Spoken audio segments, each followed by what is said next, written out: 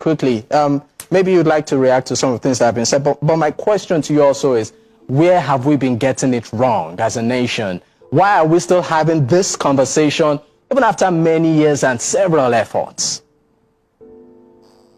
One of the key reasons why we are getting it wrong is because of people like Sheikh Mahmoud Gumi. In a clear case of a war, because he's talking about bloodshed, there has been bloodshed. Nigeria has been a theater of war for almost 2 decades. Possibly it is not affecting him directly because most of the casualties, most of the mass murders is that of Christians. He appears to be a negotiator, but to be very honest with you, he has advocated more for appeasing the terrorists rather than advocating justice for the victims. And I think it's important to us because I believe he's an Islamic cleric.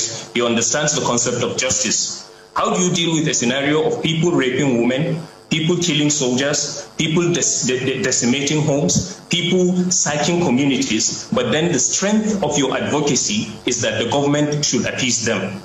Where in the whole world, in the history of any war, whether guerrilla warfare, whether military warfare, have you ever found a situation where there is an active bloodshed going on and then you believe that appeasing the criminals that are carrying out these genocidal attacks and infusing them into the military will help?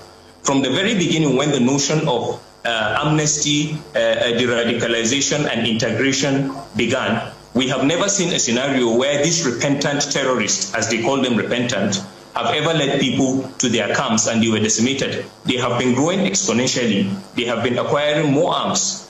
So that is basically the problem we are having. We are getting it wrong simply because we have managed to create a false narrative. An example is we have managed to compartmentalize terrorism or these Islamist activities to look as if it is only Boko Haram that is doing it. The reason is because the rest of the terrorist groups that are jihadist in nature have been forged into different names. For instance, he's talking about two fighting. There is no two fighting anywhere. It is important also, we would love it if you are able to have an example of one Christian militia that is operational in either Sokoto or any of the Muslim dominant state that have been raping women and killing people, then we can understand that. And at least the Muslims will equally lend their voice and say, okay, whatever it is the Americans are claiming that the Christians are suffering from, we are also suffering from it. And since it is all about eradicating terrorism, then good, come and eradicate them. But I think the problem is not just because there are foot soldiers who are killing people. It is because there are people who are sympathetic to the jihadist cause, there are people who are sponsoring them, and the involvement of any foreign nation in a scenario where there is a genocide does not end with the foot soldiers. It traces those who are sympathetic to their cause, whether because of political or religious or ideological beliefs. It equally traces those who sponsor them. And I think that is primarily where the problem lies in Nigeria.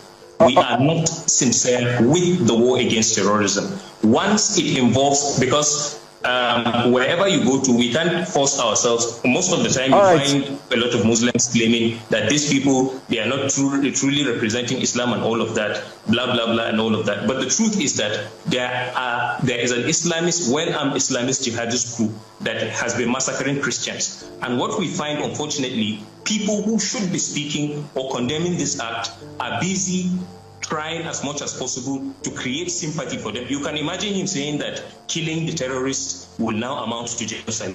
Then what will you tell the people that have been burying there? For instance, just of late in Yelewata, over 250 people were killed. But he describes that not as a genocide. He says two fighting, even though we don't know of... All right, Zari Yusuf. I mean, we are really trying